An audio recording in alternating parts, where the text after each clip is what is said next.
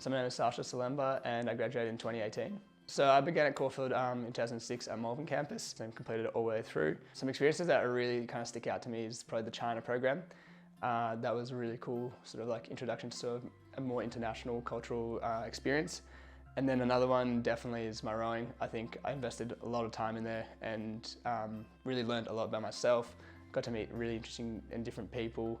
And then, I continued onwards afterwards to row at a club and then also came back to coach, so got very invested in that. And then I guess a lesson that sort of Caulfield taught me was, a big one was self-efficacy.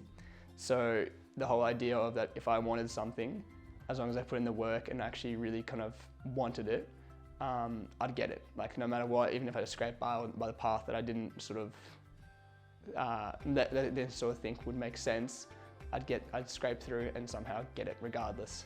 The transition overall I think was enjoyable.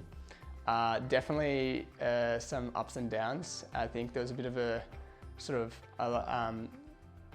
not like a crisis necessarily, but like there was a period where I had to sort of really sit down and figure out what I wanted. Were the things I wanted really kind of making me happy? Were the people around me making me happy? Were they like sort of lifting me up? Were they pulling me down? And sort of, there was that whole transition period where, but at the same time, I met a lot of new people, challenged myself a lot, and I think I really grew as a person in a social context, but also as a sort of holistic and personal context. So the transition I think overall was interesting, but I wouldn't change it at all. I think people need to go through that sort of tougher times at moments, especially of course everyone went through COVID. But COVID aside, people still need to go through those tough times, ask those tough questions, and also just like challenge themselves and push themselves. Get that whole idea of getting comfortable being uncomfortable. With Dujvag, personally, I've always wanted to do something entrepreneurial, like start a business. But I guess with that other question, with the transition, that's the big thing. I knew I wanted to do this, but I didn't know what I wanted to do. I didn't have like an idea or product or anything like that in mind. So with Dujvag, my mate Tom actually, he showed me a bleached hat.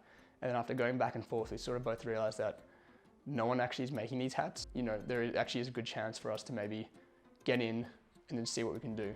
And we went in with the whole idea of it really doesn't matter if it fails. It's a good learning experience, like there's just no pressure on us. On top of that, COVID was ending, people getting out about, summer was coming around. We just thought the timing couldn't be any more perfect. And yeah, here we are today. Definitely no. No, I think everyone will say the same, like 18, you honestly just don't know enough. Like it sounds a bit like old head, like, oh, what you don't understand, but you really don't. And you only really can truly appreciate it when you get to that age, a bit older, that like what you want at 18 is so different to what you actually want. 5 to 10 years, so I'm not sure exactly if it's happened in 5, probably closer to 10. But I do have a sort of dream to move to the US, specifically in New York. So I'd love to be working and living there. And then also ideally, I guess, have my hand in a bunch of businesses. Hopefully, my current brand, Dujvag, is sort of growing and still ticking along. But on top of that, I would love to be involved with multiple other projects. And then also by then traveled, experienced a lot more, and yeah.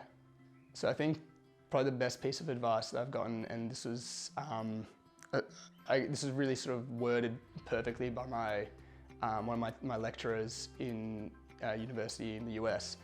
The biggest thing for any sort of entrepreneurs and things is don't be what he calls a wantrepreneur, which is you want to do this. You're constantly talking about this idea about creating something.